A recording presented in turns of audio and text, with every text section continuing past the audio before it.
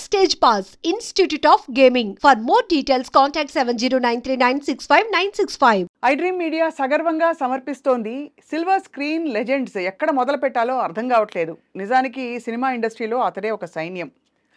ఎందుకంటున్నాం అంటే అన్ని క్రాఫ్ట్స్లో పట్టున్న వాళ్ళు కొద్దిమంది మాత్రమే ఉంటారు. పట్టు ఉండడమే కాకుండా ఆయన అన్ని క్రాఫ్ట్స్ని ప్రయోగించి సక్సెస్ చేసిన ఘనులు, జీనియస్ అని చెప్పాలి. సినిమా కథని బట్టి హీరో తప్ప హీరోని బట్టి కథ కాదు అని నిరూపించిన డైరెక్టర్ వారు. వీటన్నిటితో పాటు క్లీన్ సినిమాకి కేర్ ఆఫ్ అడ్రస్ అండ్ అలాగే సినిమా ఆత్మ, సందేశం, సంకల్పం ఇవి ముఖ్యం అని చెప్పి అందరి ముందు చాటి చెప్పారు. వారే ద వన్ అండ్ ఓన్లీ బహుముఖ ప్రజ్ఞాశాలి S V Krishna Reddy garu. Director, producer, music director, singer and also actor. Let's meet him. Sir నమస్కారం. నమస్తే అండి. నమస్తే అండి. You are evergreen sir. అయ్యో, so sweet of you, so sweet of you. Thank you అండి. నిజంగా అలాగే ఉన్నారు సార్, చెక్కు చెదరకుండా. ఇప్పుడు బాగా బిజీగా ఉన్నారా ప్రాజెక్ట్స్తో? ఎలా ఉంది సినిమా జీవితం ఇప్పుడు? ఇంకొక 2 monthsలో నేను ఒక కొత్త సినిమా ఒకటి స్టార్ట్ చేయడానికి ప్రిపేర్ అయ్యానండి. దానికి డైలాగ్స్ కూడా రాశాను. అంటే మీరు ఇందాక చెప్పిన వాటిలలో డైలాగ్స్ ఒకటి లేదు, కానీ పాటలు నేను ఎప్పుడూ పాడలేదండి. ఒక పాట ఏదో పాడానంతే, బట్ అది చాలా అడ్జస్ట్ అయ్యి పాడిన పాట. అది నాకు పాట పాడడం రాదండి, రాదు. కానీ కాకపోతే నేను పాటలు పాడను, కానీ మాటలు మాత్రం రాశానండి ఈ సినిమాకి. మాటలు ఇద్దరు కూడా రాయలేదా సార్? మీరు అంటే వేరే వ్యక్తిని పెట్టి రాయించుకునేవారా లేకపోతే మీరు? దివాకర్ బాబు గారు రాసేవారండి, రైటర్. ఆయన అద్భుతాలు రాసేవాడు ఆయన. ఆయన రాసినంతకాలం ఆయన రాశాడండి. తర్వాత మరుదురి రాజా వాళ్ళు రాశారు. ఇక తర్వాత ఇక ఎవరో రాసే అవకాశం లేకుండా పోయింది. ఆ తర్వాత దీని ముందు సినిమా ఆర్గానిక్ మామ హైబ్రిడ్ అల్లుడికి కూడా నేనే రాశానండి. ఇప్పుడు ఈ సినిమాకి కూడా నేను రాస్తున్నానండి. సో కథ, స్క్రీన్ ప్లే, సంగీతం, దర్శకత్వంతో పాటు మాటలు కూడా ఇందులో మిళితమై ఉన్నాయి. కానీ అసలు మీకు సంగీత పరిజ్ఞానం ఎలా వచ్చింది సార్? ఎంత సో నైస్ ఆఫ్ యూ అండి. ఎలా వచ్చింది? ఒక మంచి ప్రశ్న వేశారు. నాకు నిజంగా నాకు మ్యూజిక్ డైరెక్టర్ అయ్యే ఛాన్సే లేదండి. నాకు నిజంగా తెలియదు ఏమీ. ఏబిసిడీలు తెలియదండి, రాగాల ప్రజలు తెలియదు, తాళాలు పెద్దగా తెలియదు, ఏమీ తెలియదు. అంతకుముందు నన్ను చూసినటువంటి ఒక వ్యక్తి అండి నా దగ్గరికి వచ్చి, ఎవరో కాదు అది కృష్ణ గారు అలాగని, అంటే చక్రవర్తి గారి దగ్గర దాదాపుగా 200-300 సినిమాలకు పనిచేశారండి ఆయన. ఒకరోజు నా దగ్గరికి వచ్చి, ఏమండి మీరు మ్యూజిక్ డైరెక్షన్ చేయండి సార్, బాగుంటుంది అన్నాడు ఆయన. నేను ఎలా చేస్తాను సార్? నా వల్ల కాదు కదా, నేను ఎలా చేస్తాను? నాకు రాగాలు తెలియదు, తడాలు తెలియదు కదా, ఏమీ తెలియదు, నేను ఎలా చేస్తాను అసలు అన్న. లేదు సార్, మీ దగ్గర ఒక ప్రత్యేకమైన క్వాలిటీ ఉంది, ఆ క్వాలిటీతో మీరు చెయ్యొచ్చు సార్. అది ఏం క్వాలిటీ సార్ అది అని అడిగా. You are a creator, you can create things. మీరు ఏదన్నా ఒక రాగం ఇప్పుడు నేను ప్లే చేసాం అనుకోండి అని చెప్పి ఆయన ఒక రాగం ప్లే చేశాడు. నేను ఆ రాగంలోనే పాడుతున్నాను. చూసారా, మీకు తెలియకుండా మీరు ఇదే రాగంలో మీరు పాట పాడేస్తున్నారు, కొత్తది పాడేస్తున్నారు, మీకు తెలియటం లేదు. So you can become a music director. మీకు ఒక రహస్యం చెప్పనా, మీకు చక్రవర్తి గారికి కూడా తెలియదు. ఒకసారి చక్రవర్తి గారు కూడా నన్ను కలవడం జరిగిందండి. జరిగితే ఆయన నేను అడిగాను, ఏమండి నాకు నోటేషన్ రాయడం రాదు. సరే, రాగాలు ఈ మధ్య కొంత నేర్చుకున్నాను అనుకోండి, అంటే కొంతకాలం అయిన తర్వాత కలిశానండి, నేర్చుకున్నాను, తాళాలు ఇవి లేటెస్ట్గా తెలుసుకున్నాను కొంచెం వరకు. But I don't know even telling you before you I'm nothing. చెప్పండి సార్, నేను ఇప్పుడు నోటేషన్ ఇదంతా రాజుడు నేర్చుకుందాం అనుకుంటాను. ఆయన అన్నారు, మంచి సలహా ఇచ్చారండి, నువ్వు నేర్చుకోకయ్యా, మానే, అలాంటి ఆలోచనే మానే. ఎందుకో తెలుసా, దానికి కారణం ఉంది. You are something, nobody knows that you are a creator, you can create things. ఒక రాగం పాడితే అదే రాగంలో పాడేయగలుగుతున్నావు కదా నువ్వు. ఒకవేళ రాగాన్ని తప్పించి పాడితే ఇదేదో కొత్త రాగులాగా ఉందని చెప్పగలుగుతున్నావు కదా. ఇంకా అంతకు మించి కావాల్సింది ఏముంది? అంతేనా? నేను అంతే చేస్తాను, నాకు నోటేషన్ రాయడం రాదు అని చెప్పాడు ఆయన, మహానుభావుడు. ఆయనకి నేను నమస్కరించుకుంటాను. ఆ తర్వాత నాకు బాగా కాన్ఫిడెన్స్ వచ్చింది. ఇక ఆ తర్వాత ఎన్ని సినిమాలో, అంటే ఇప్పుడు చెప్పినటువంటి కృష్ణ గారు ఎమ్మెల్యేల వరకు ఉండి ఎమ్మెల్యేలో చనిపోయారండి ఆయన. ఇప్పుడు తర్వాత కూడా వరుసగా హిట్లు ఇవ్వడానికి కారణం ఆయనే.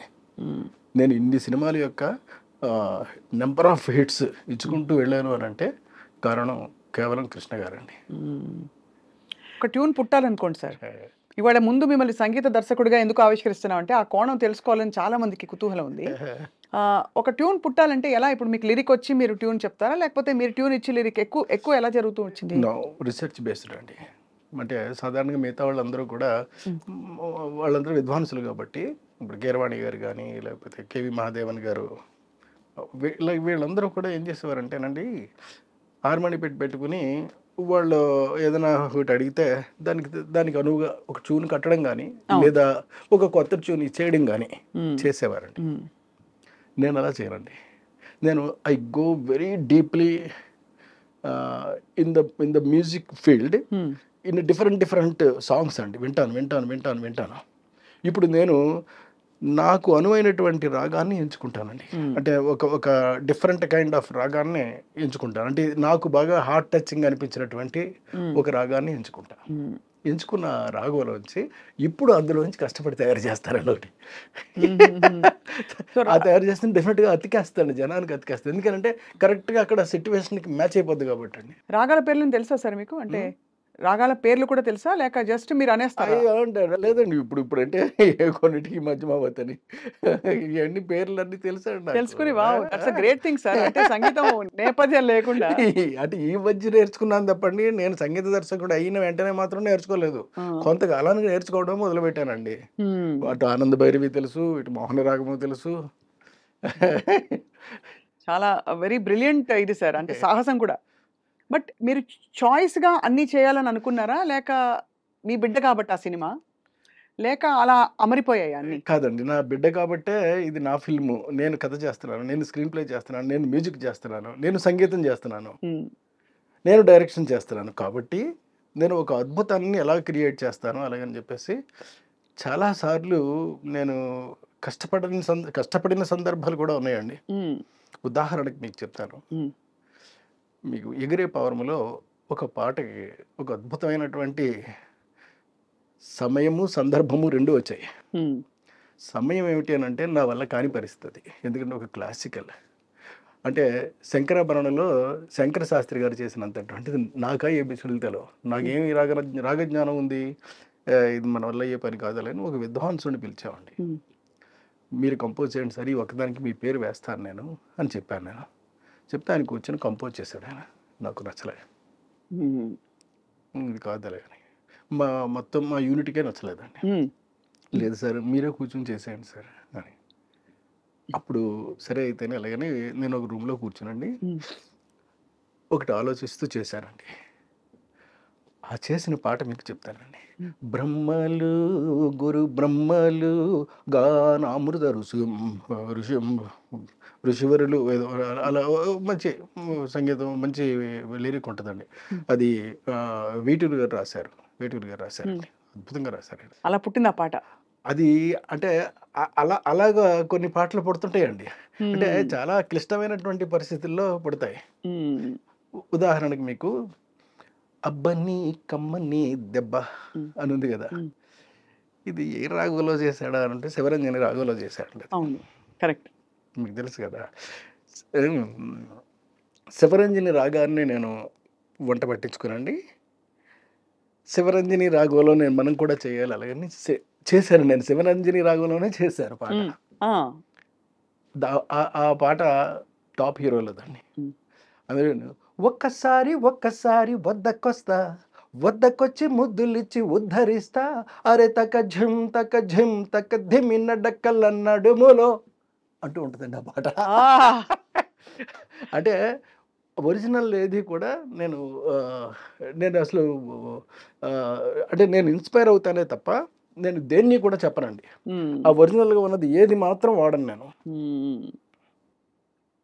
చాలా అంటే మీకు ఎంత ఎంజాయ్ చేస్తున్నారు మీ సంగీతం? సంగీతమే ఎంజాయ్ చేస్తున్నారు. రేపు రాబోయే సినిమాకి అప్పుడే ఆల్రెడీ అన్ని ట్యూన్స్ చేశానండి. మీరే చేశారు. సో ఏమేమి చేయబోతున్నారు సార్? రాబోయే సినిమా గురించి చెప్పండి. Before we go back into your, నాకు ఎన్ని సినిమాల గురించి ఎన్ని విషయాలు అడగాలి. రాబోయే సినిమాలో నేను టోటల్ గా మ్యూజిక్ అంతా చేశానండి. కంప్లీట్ గా everything, every bit complete ready అండి, ఇంక్లూడింగ్ రీ రికార్డింగ్ తో సహా కంప్లీట్ అయిపోయిందండి. ఐఎమ్ వెయిటింగ్ టు వినిపించడానికి. మేక్ ద ఫిల్మ్ అండి, మేక్ ద ఫిల్మ్.